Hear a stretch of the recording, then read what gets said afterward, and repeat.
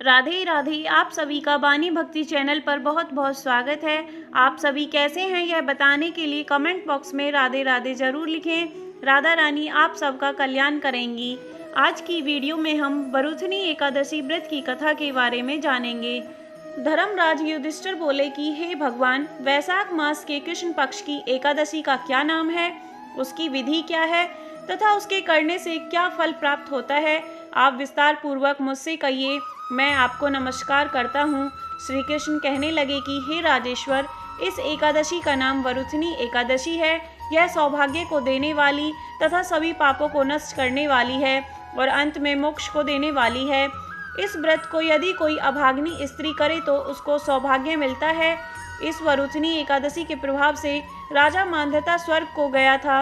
वरुथनी एकादशी का फल 10,000 वर्ष तक तप करने के बराबर होता है। कुरुक्षेत्र में सूर्य ग्रहण के समय एक मन स्वर्ण दान करने से जो फल प्राप्त होता है, वही फल वरुथनी एकादशी के व्रत करने से मिलता है। वरुथनी एकादशी के व्रत को करने से मनुष्य इस लोक में सुख को भोगकर परलोक में स्वर्ग को प्राप्त होता है। शास्त्रों में कहा गया है कि हाथी का दान घोड़े के दान से श्रेष्ठ है। हाथी के दान से भूमि दान, भूमि के दान से तिलों का दान और तिलों के दान से स्वर्ण का दान तथा स्वर्ण के दान से अन्न का दान श्रेष्ठ है। अन्न दान के बराबर कोई दान नहीं है। अन्न दान से देवता, पितर और मनुष्य तीनों तृप्त हो जाते हैं। शास्त्रों में इसको कन्यादान के बराबर माना जाता है। वरुथनी एकादशी के व्रत से अन्नदान तथा कन्यादान दोनों के बराबर फल मिलता है।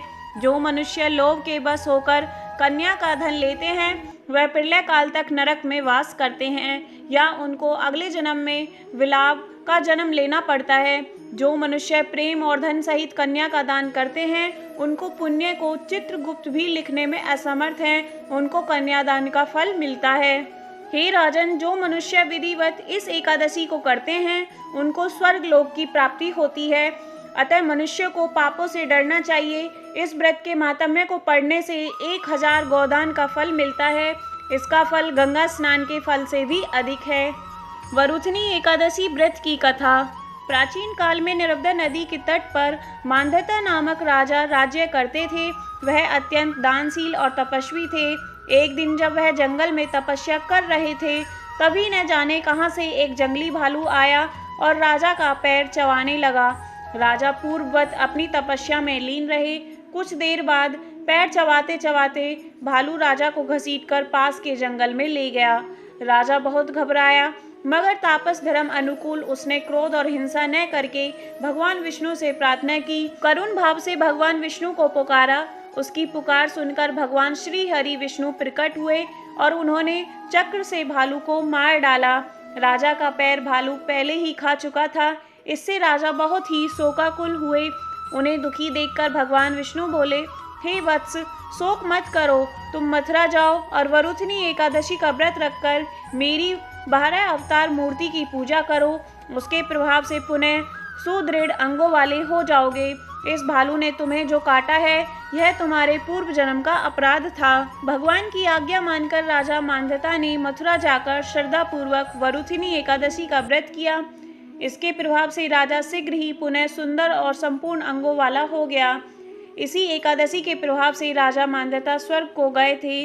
जो भी व्यक्ति भय से पीड़ित है, उसे वरुथनी एकादशी का व्रत रखकर भगवान विष्णु का सिमरन करना चाहिए। इस व्रत को करने से समस्त पापों का नाश होकर मोक्ष मिलता है। आप सबको हमारी आज की जानकारी कैसी लगी, हमें कमेंट बॉक्स में ज़रूर बताएं। साथ ही हमारे चैनल को सब्सक्राइब करें और नोटिफिकेशन की बेल को ऑन करें। आज की कथा सुनने के लिए आप सभी का बहुत बहुत धन्यवाद। राधे राधे।